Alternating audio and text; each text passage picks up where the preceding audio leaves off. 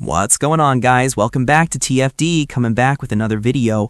And man, it looks like NAPHEESA COLLIER may have just ruined everything, and she used Caitlin Clark to do it. Yeah, you heard that right. We gotta talk about this one because it's gotten way out of hand. And for this one, we're heading straight to LA. Now, if y'all know me and have been following me for a long time, you already know my stance on this. I hate when politics and sports get mixed together. It never works out. Sports should be about competition, hard work, and athleticism. Politics, that's supposed to stay over there. When you mix the two, it always gets messy. And I gotta say it, this whole situation with NAPHEESA COLLIER, it's a bad look. Really bad. I mean, when you start using Caitlin Clark's name and image to push a political angle, you've officially crossed the line. Like, come on. I've said it before and I'll say it again. Politics and sports do not belong in the same conversation. One is about governing people. The other is about inspiring people through performance and passion. Last year, we saw a bunch of folks dragging Caitlin Clark into political discussions, MAGA, agendas, all that noise. And I said the same thing then that I'm saying now.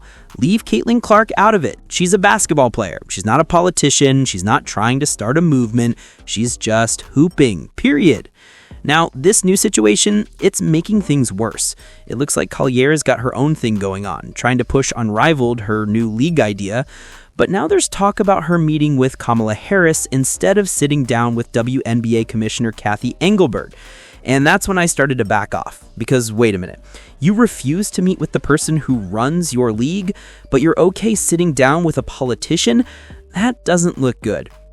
You're supposed to be setting an example for younger players. You're supposed to be a leader in women's basketball. But when you skip meetings with your own commissioner and instead align with political figures, it just sends the wrong message. It's not professional. And it's not just fans noticing this. NBA Commissioner Adam Silver has now weighed in on the situation. And trust me, when Silver speaks, you listen. The man is powerful, too powerful to be dismissed or ignored, and he made it very clear that he sees Collier's Unrivaled League as a direct conflict of interest with the WNBA, just like he said in the past about Ice Cube's Big Three in relation to the NBA. Do you really think Silver's going to stand by and watch that happen again? Of course not. So yeah, Collier might have just made herself a bigger problem than she realizes. What's worse is fans are already jumping ship. People who used to support her are starting to say, nah, I don't trust her anymore. And honestly, I can't blame them. When you publicly refuse to meet with your commissioner, but you go and have a political photo op, it makes it look like your priorities aren't basketball anymore. And let's be real, she already blurred the lines when she dropped private details from her conversation with Engelbert about Caitlin Clark and officiating. That was already a bad look. But now this Kamala Harris move, it just adds fuel to the fire. Look, I get that she's trying to create opportunities for women's basketball outside of the WNBA. That's fine.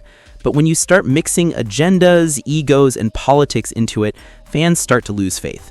So yeah, I'm officially out on Collier's side of this one. She's lost my support on this. You can't talk about building the game while burning bridges with the league that made you. And to use Caitlin Clark's name as a pawn in that? Nah, that's not it. At this point, the best thing for the WNBA to do is to separate Collier and Breanna Stewart completely from the CBA discussions, because this drama, it's not helping anyone. Not the players, not the league, and definitely not the fans. Sometimes you just gotta keep the main thing, and that's basketball. Not politics, not agendas. Just the game we love. I am on the union for our CBA negotiations, like our collective bargaining negotiations for our league. And so for so long I felt like I saw what was going on behind closed doors. For so long we tried to have these conversations and move the needle in those meetings that we would have with the league, within our leadership. And I saw nothing was changing. Coaches, winning and losing alike, were complaining about the same things over and over again, players over and over again, and we weren't seeing a change that our leadership was trying to make. And I think I just got to the point where I was fed up. And, you talked about this with me backstage and it just resonated so much. It's just like, whether I was gonna get, annihilated for this or people were gonna support me, I felt what I was doing was right. I felt like it needed to be said. So no matter the consequences, I felt like it was something that needed to be done. Now, I gotta keep it real on this one because this right here, this is not a good look. The way things are moving right now, it's looking less like someone standing up for the players and more like someone pushing for this damn lockout. And I mean really pushing for it. Because if you ask me, Everything that's been happening lately feels calculated. Now, let's talk about that meeting. Yeah, the one with Kamala Harris. Why? Like genuinely, why? What does that even do for the W? How does that help move women's basketball forward? Kamala Harris doesn't hold any real power right now. She's not in the position to make any decisions about the league. She lost to Trump. Did we forget that? So what exactly is this meeting supposed to accomplish? Because to me, it's looking like a PR stunt, not progress. I'm gonna be honest, this feels like branding, like someone's trying to push their own name, their own brand, and using Caitlin Clark to do it. And I don't care what anybody says, that's exactly how it looks. We gave her a pass before, right? Remember when she used Caitlin's name in that interview? We all kind of shrugged it off, but now, nah. Now it's getting weird. Because from what I'm hearing, even people behind the scenes were caught off guard. Erin Kane? Yeah, she was supposed to call Caitlin and give her a heads up. But apparently nobody knew this was coming, not even the night before. And that's why people are questioning everything. Because if you're doing all this without transparency and you keep bringing up Caitlin's name, it starts to look like you're trying to use her as leverage to push your own agenda. And let's be real about what that agenda is. A lockout. That's the move. Because what happens when there's a lockout? Unrivaled gets more shine. It gets more time. And when Unrivaled wins, who else wins? You and Breanna Stewart. Yeah, that's right. More money, more spotlight, more control. It's starting to feel real spooky out here, like this whole thing was planned. Now, I already know what's coming. A lot of people are going to eat this up, especially the ones who ride hard for Angel Reese or Shadur Sanders. They're going to defend it no matter what, but come on. This isn't about politics, it's about the game. And you're telling me you won't sit down with the commissioner, but you'll meet up with Kamala Harris? You won't meet Kathy Engelberg to fix things inside the league, but you'll meet with a politician who can't do anything for women's basketball? Nah, I can't rock with that. You can officially count me out, because this whole thing looks bad. Not just for you, but for the WNBA as a whole. The optics are terrible. If the goal was to bring progress, this ain't it. It's starting to feel like the league is being used as a backdrop for personal gain. And the fans? We see it. We're not blind. So until I see some real leadership, some real accountability, and people actually trying to help women's basketball move forward instead of turning it into a political circus, yeah, I'm out on this one. So Gary Washburn of the Boston Globe, an NBA writer, had a conversation with Adam Silver, and this is what was said. I think it's unfortunate, particularly at this moment when, as the league, we'd love all the attention to be on these incredible finals. We saw 2 fantastic games and the quality of play on the floor has never been greater. We do need to sit down and negotiate a new collective bargaining agreement with these players.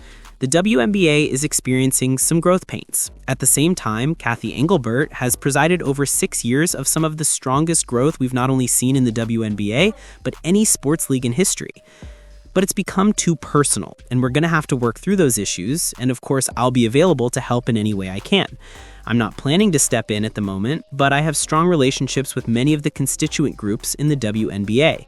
They know the main issue here is getting a new collective bargaining agreement done, and then focusing on collectively how we can continue to grow the WNBA along the same trajectory we've seen over the last 6 years. So here's what I think.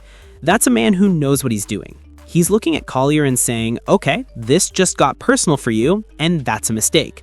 Because it can't be personal. This is business, plain and simple. And look, when it comes to negotiations, it gets messy. Everyone knows that. When players are fighting for new deals or pushing for better contracts, it's never smooth sailing. Just look at the Micah Parsons, Jerry Jones situation. That's the reality of it. And now, it's the same story here. He's basically saying, I'm not going to let you turn this into some personal battle or make it about the commissioner. Because let's be real, the commissioner isn't going anywhere.